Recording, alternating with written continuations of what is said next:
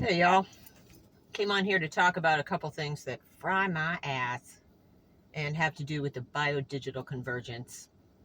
So, was in a X space and there was a gentleman talking about how it would be great if we could all just kind of buck the system and drop whatever we were doing and stop using the system altogether. If we all did that, everything would change.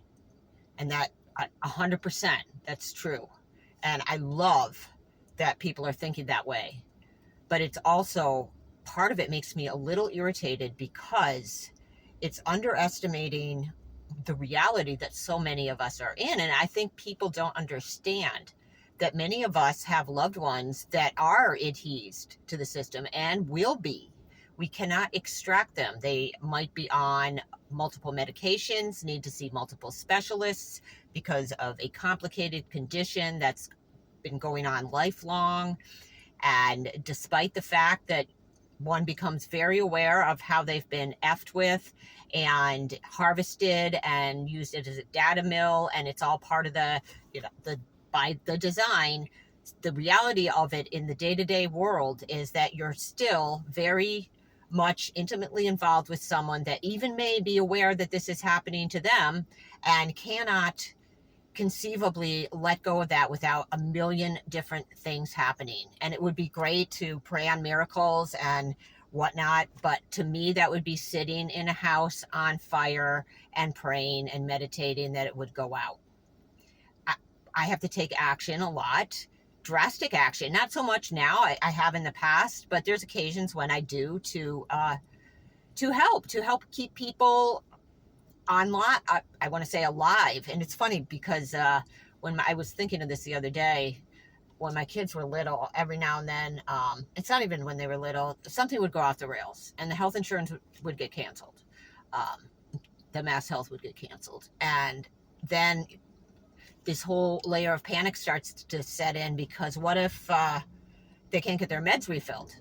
And if you don't have seizure meds for even a couple days, things can get really ugly. This is how, like, they've adhesed people that they've preyed on with these rare diseases that come in to the point where they can't access the alternative options. And I know I've talked about this before, but I'm just kind of targeting this particular aspect of it. It's just so heartbreaking to live with it and to watch this happen and know why it's happened, and to not be able to implement all the alternative options to enhance one's biofield. Their biofield has been preyed on, and they're like, it's just full of holes, and they're adhesed to the system because they came in and nobody knew. So many of us didn't know. I didn't know that that's how it would be.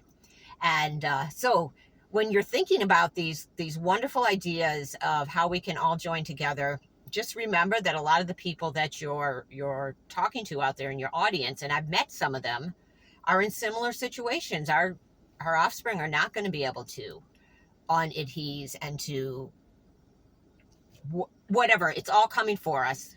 This whole system is in place. The goals, the SDG goals for 2030 have already been implemented, and the train has left the station. So many of us are really trying to work on what we can do in our own personal lives to just enhance our biofield, to find biofield homeostasis. I can encourage that in my offspring in as many ways as possible, but realistically, there's a lot of challenges to that. And we can provide a lot of mitigation, movement, nature, all the things that we use ourselves can be implemented, but they still are going to be involved with the system, and it is okay. It is okay. And I'm saying it to me as much as to anybody else. If you're dealing with that situation.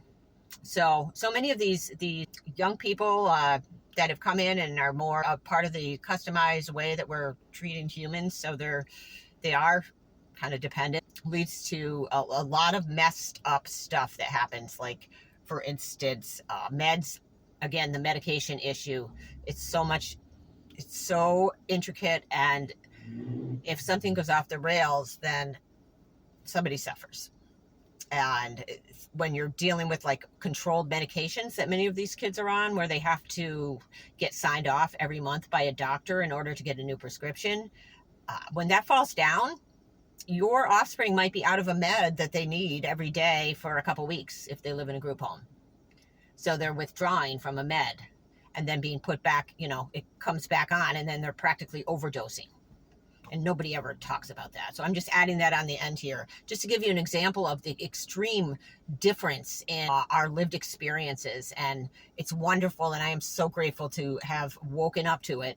Well, it's not always freaking wonderful, but I would rather know and just have an idea of what's happening and be able to do what I can than not.